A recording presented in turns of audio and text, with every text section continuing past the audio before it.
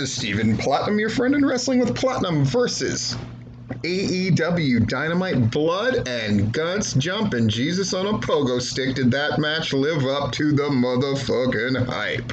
But more than that, it's not just how that match lived up to hype, and it took up the last 45 minutes of the show, but the first hour and 15 minutes was a very different story, and I think it was very clever how they segued between matches that were pre-taped and the blood and guts match by having a couple of promos beforehand with the cage behind him. I just thought it was a very well done thing. AEW production should be very happy, etc. So they they have a warning before the show starts. So that promises that's the old warning, you have to sign this waiver in case you have a heart attack watching this horror movie. It's that kind of thing. It definitely set the mood.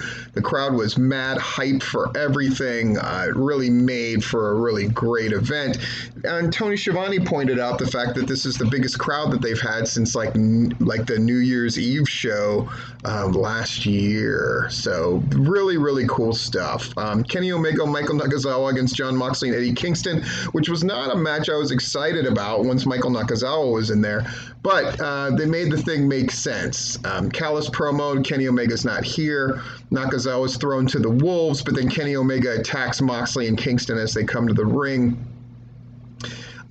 Eventually, Kenny Omega sort of gives up on the notion of being in this tag match and ditches Nakazawa, who takes a brutal-looking clothesline with a half Nelson suplex to get moshed. But then the Young Bucks show up, which is intriguing, but that is just a setup for the Good Brothers attacking, and then the Elite basically beating down Moxley and Eddie Kingston. Good stuff.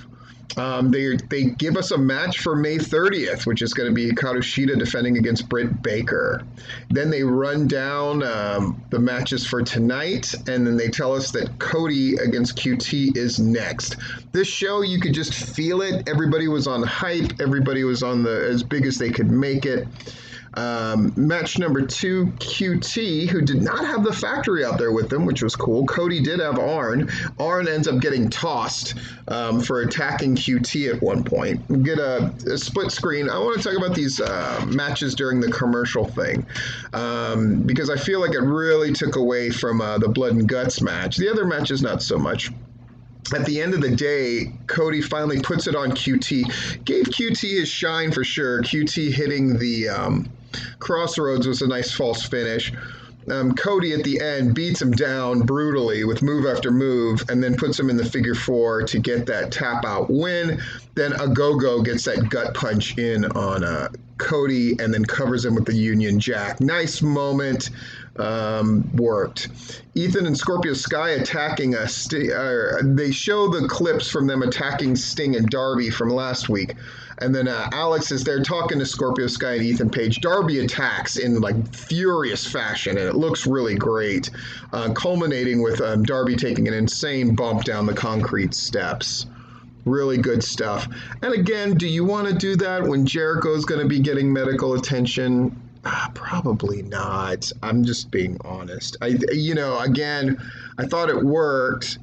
But it's kind of like Cody getting busted open hard way. Do you really want any? Now, there's shit happens. I mean, I'm not saying that was intentional, but again, it's the thing that AEW suffers from. They're afraid to hold things until the big climax. And having Darby getting medical attention when you're going to do that spot for Blood and Guts, I don't think you do it. And Cody, nothing he could do about it. He bled. But again, you don't want anybody taken away from that main. Just my note. We get a picture-in-picture with Darby getting attended to further heighten the fact that, that happened. We get Britt Baker against Julia Hart, who I'm going to be reviewing the Nightmare School show. I actually am going to break it down, and Julia Hart was the one I thought was kind of the best one. So it's kind of cool. She's been she did a thing on either Dark or Elevation this week. But here she is getting moshed by Britt Baker, but she's definitely got a great look. She's got like all the cheerleading skills, all that kind of good stuff. This was a Britt Baker exhibition, and that's exactly what it was. Taz bringing back his breaking down the technique thing to basically mock Christian a little bit. Yeah, he doesn't get as high on the splash and his kill switch. This guy Kazarian countered it twice, and then it's basically to talk about how great his guys are, particularly Brian Cage. Cool. Match number 4, Varsity Blondes against Jungle Boy and Luchasaurus, SCU, and Acclaimed. The Acclaimed with one of the best battle raps, one of the best diss raps that they've done yet when they dissed everybody. We get a split screen again, and at the end of the day, it was kind of a foregone conclusion. You knew SCU was going to win this thing to set up them versus the Bucks for next week. But they win with the best Meltzer ever, and so on and so forth. We get a nice little clip package of Yuji Nagata against Moxley, which is happening for the IWGP US title that Moxley holds. I thought that was nice to kind of set up who these guys are and what their relationship is to each other. And then we cut to now it's obviously the stuff with the live at night. Tony Schiavone is there with Omega. They're talking about he's going to defend the title against the winner of Pac and Orange Cassidy, who are the number 1 and the number 2 contenders by record. He says, okay, it's obvious it's going to be Pac because Pac's beaten me before. Kenny Omega puts him over, but then Orange Cassidy comes out and they have a nice moment where Omega is as disrespectful as you can be, takes his glasses off.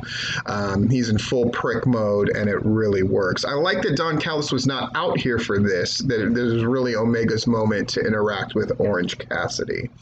Go to commercial, and when we come back, Miro cuts the best promo that he's cut in AEW, because it's going to be Darby Allin against Miro next week, and Miro hits that line. Whether he came up or someone gave it to him, it's great. The man who doesn't mind dying with the man who doesn't mind killing him. It's as good as it gets. Blood and guts. Obviously, go watch the fucking match. I'm not going to go into detail except to say the stories were great. The blood that got freaking spilled was incredible. And MJF is as over as you get as a heel. The asshole chant that serenaded him. The crowd was just bonkers for everything. You could tell that Sammy Guevara was out to show out, and certainly did that. And at the end, I thought Tully was going to bleed since he wore that great white suit. I thought the heels wearing white so they could really show off the blood was really something else. And at the end, MJF and Jericho are at the top. They take turns giving each other submissions. MJF, though, pops him with that ring, gets some color on Jericho, threatens to throw him off, so they surrender, but then throws him off anyway. And if MJF could have just stopped smiling. I will say that it's something they're going to have to factor in the future with longer big-time matches like this, because the picture-in-picture commercial thing really takes you out of it.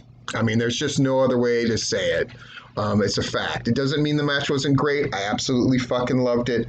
I love Dynamite in general. I think they definitely did themselves a lot of favors moving forward. But they got to solve that picture-in-picture commercial problem. They just have to for matches of this scale and this magnitude that they're going to have on Dynamite. Anyway, this has been Stephen Platinum, your friend in wrestling.